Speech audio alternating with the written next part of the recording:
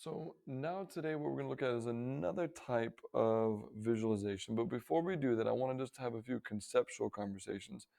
I'm not going to waste our time by finding the mean, median, and range of all of our data, but I wanted to talk about what would happen to the mean and the median and the range if an outlier were removed. So if you notice up here, um, I'm not too familiar. These are old LA Laker players, but Kendall Marshall is definitely our outlier, right? Kendall Marshall didn't score any points, right? As opposed to everybody else scored quite a few. So he's our outlier. So the question is, what would happen to him if we removed him?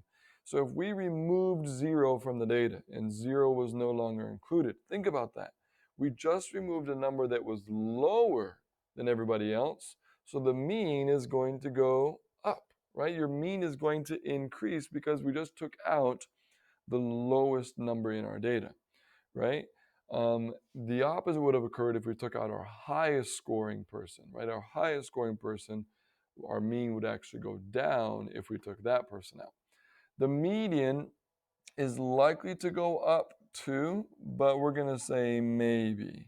It's not a guaranteed thing because our median might actually stay pretty close to being the same. Because remember, a median is not affected by an outlier. So I'm going to put maybe up, but it's most likely to stay the same. Okay? And then last but not least, the range. The range can't stay the same for sure. If we take out our smallest number, our minimum is no longer. We just took out our minimum, right? We took that minimum out of commission. So if we took out our minimum, that means that our minimum isn't as low. So that's actually going to make our range is going to decrease, right? Instead of going all the way from 0 to our highest was 30, instead of going from 0 to 30, now our range is going from 12 to 30. So our range is smaller, okay? So that's a good note to get us going here. But what we're going to look at today is what's called is frequency and histograms. Frequency is basically the number of times something happens. So the number of data values. So the number of data values in an interval. So maybe it's the number of 14-year-olds we have. So let's make some intervals here at AK. If our intervals are 13 to 14 years old, then 15 to 16 years old, that's what we're looking at there. So if we want to count these up, the data values, we're going to have to count up how often they occur. So a frequency table groups a set of data values into intervals and shows the frequency, right? The frequency. And the frequency is basically how often something is occurring. The histogram then takes those frequencies, right? And it's a graph that shows the data from a frequency table, right? So once we have that frequency table, we then take that table and create a graph out of it, or a picture out of it. So then a cumulative frequency table. So the word cumulative, if you've heard that word before, cumulative is something that is continually adding on to itself. So we're adding all those together. So it shows the number of data values that lie in an interval or below it. So if you think about cumulative, if you were taking your midterm is cumulative.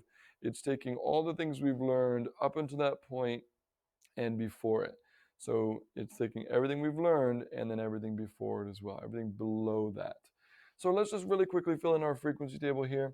This is about the number of home runs at a home run derby. So let's see, between 2 and 5, I'm just going to cross them out as I go. So I've got 1 right there, 2, 3, 4. So you could do tallies, 1, 2, 3, 4, but I'm just going to write it in. This is going to be four different times. Between 6 and 9, so 7's in there, 1, 2, 3, 4, so 4 again.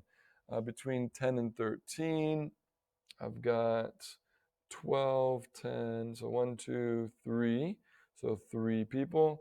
And then 14 to 17, 1, 2, 3. So notice that's all we're doing. We're just counting up the frequencies. Very basic stuff, very, very basic stuff.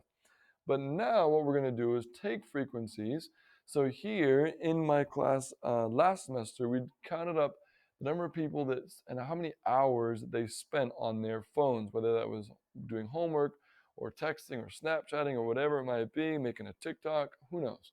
But here's our intervals from 0 to 2 hours, 3 to 5 hours, 6 to 8 hours, 9 to 11 hours, and 12 to 14 hours. So 3 people were from 0 to 2, and so on and so forth. 7 people, then 3 people, then 1, then 1.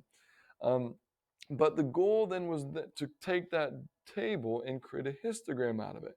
So a histogram is like a bar graph, but what it measures is frequency. So along the vertical axis, so along the vertical axis, we have what is called frequency. So on this side right here, let's go in the wrong direction.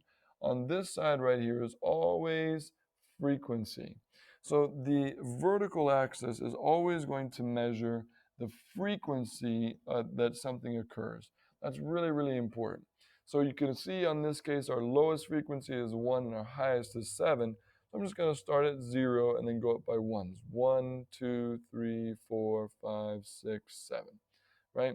So I'm just going to kind of spread these out. And so that's our frequency. So our frequency is not actually the number of the data values. It's not data values. It doesn't have to go to 14 because someone was on their phone for 14 hours. We just have to go up for our frequency. The intervals along the bottom, the intervals along the bottom are the actual um, intervals that we have in our table. And the good news is that the intervals in the table are always just going to be provided for you, right? So you don't have to stress about coming up with those intervals. You just have to put those intervals on your graph here, on your histogram. So we have 5 different intervals. So here's one interval, 2, 3, 4, and 5. So our first interval is from 0 to 2, then 3 to 5, then 6 to 8, and 9 to 11, and then 12 to 14. So those are our intervals. What we then do is we create a separate bar for every row of our interval. So our first interval was 3 people were in from 0 to 2. So we go up to 3 and we go down and across. And I like to usually put some type of design in there just so you can kind of visualize it. Our next interval had 7 people, so I go all the way up to 7, go across, come back down. Maybe this one can be some polka dots, right? And then our next interval from 6 to 8 was 3 people, so back to 3. It doesn't have to be anything special. And then our last 2 were both 1, so just up to 1 and over, and then up to 1 and over again. So nothing crazy here. But this is a histogram. We just made our histogram. It's got to have frequency on the left and then has our intervals on the bottom. That's essentially what we're trying to accomplish today.